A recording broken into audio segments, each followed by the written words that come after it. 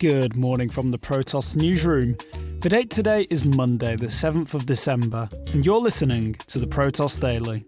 These are the main headlines this morning.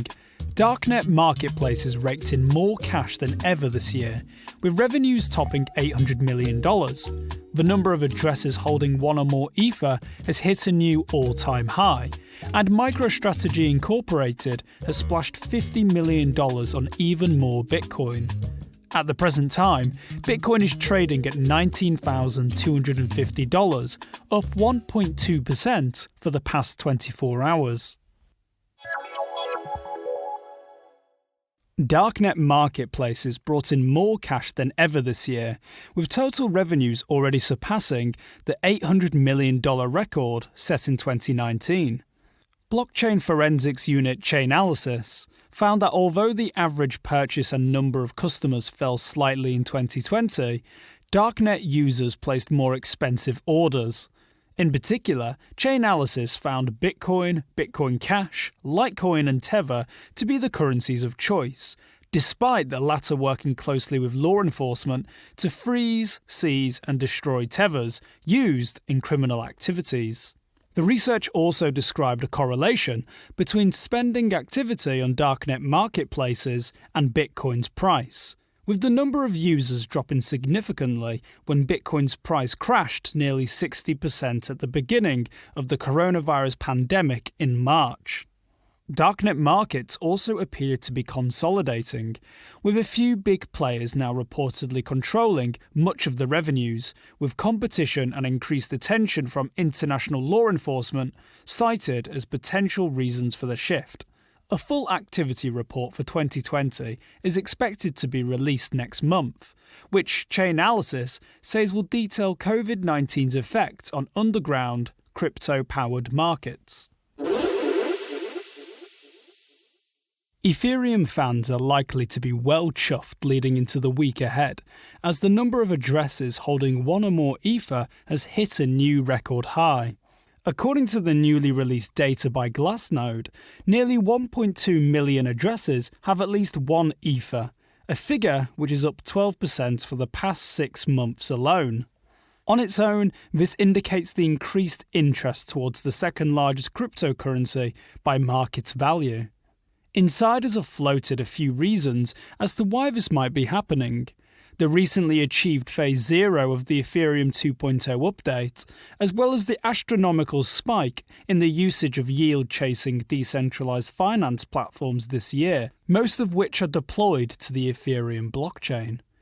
Ether is currently trading around $600, up more than 30% in the past month. MicroStrategy Incorporated CEO Michael Saylor has revealed that the software firm has splashed even more cash on Bitcoin, $50 million to be exact, taking its total Bitcoin stack to $766 million. Saylor made the announcement on Twitter last week, noting his company snapped up almost 2,600 Bitcoins at around $19,400 apiece, taking the total number it owns to just under 41,000.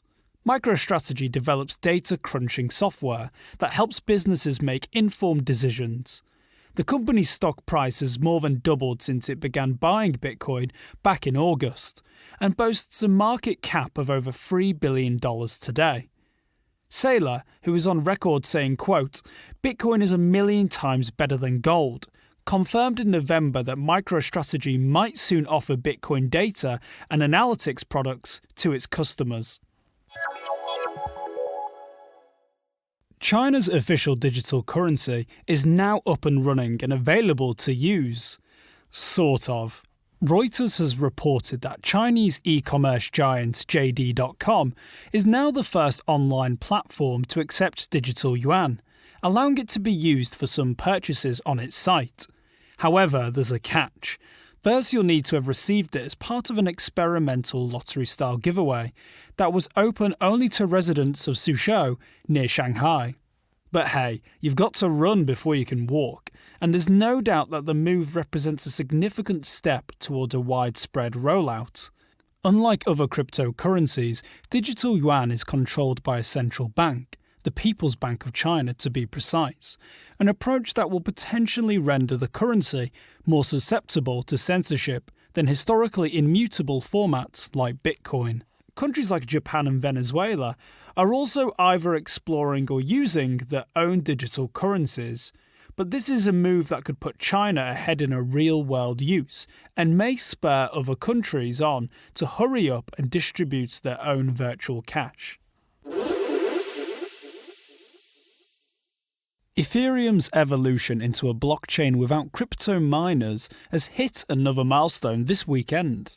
Now, more than 1% of all Ether in existence has been staked in anticipation of the upgrade, representing nearly $690 million.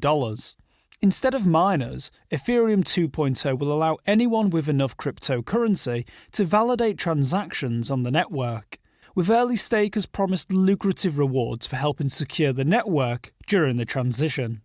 So far, roughly 35,000 individuals or companies have decided to join. That's around half as many full nodes currently securing the Bitcoin network. However, a significant percentage of those are running out-of-date software. Ethereum co-founder Vitalik Buterin shared the news via social media, but clarified that the new blockchain is still a little more centralized than he'd reported previously. "Still doing far better than I expected," he tweeted. Ethereum 2.0 is expected to go live fully in around 2 years' time. Bitcoin OG Adam Back has made his case for reconfiguring the cryptocurrency's smallest unit of measurement, the Satoshi, to something a little less confusing for newcomers. Instead of Bitcoin and Sats, Back says the community should switch to bits and bit cents, much like how we use dollars and cents for fiat currency. According to Back, early Bitcoin consisted of Bitcoin and bit cents. 21 million Bitcoins could be divided by a factor of 100 to become 2.1 billion bit cents. It was the legendary Hal Finney, Back says, who persuaded Satoshi to add 1 million divisions, the idea being to support a future where every single person in the world can own at least some percentage of a Bitcoin. This is what transformed the bit cent into the Satoshi we have today, and according to Back, it's now time to revert. "You can buy a fraction of a Bitcoin hasn't worked," tweeted Back. "There's newcomer confusion. They can't afford to buy one, or it's hard to imagine using units that expensive, even to developers unfamiliar with Bitcoin. A Bitcoin may become more than lifetime earnings for most people." So far, crypto Twitter is at least open to the idea. A potential switch, while not a technical one per se, would require consensus among both the community and service providers to denote Bitcoin in bits and bit cents, rather than the ultra-divisible Satoshi. Thank you for listening. To stay up to date with the latest from the world of crypto, make sure you subscribe to the Protoss Daily on Spotify, Apple Podcasts, and all other major podcast providers.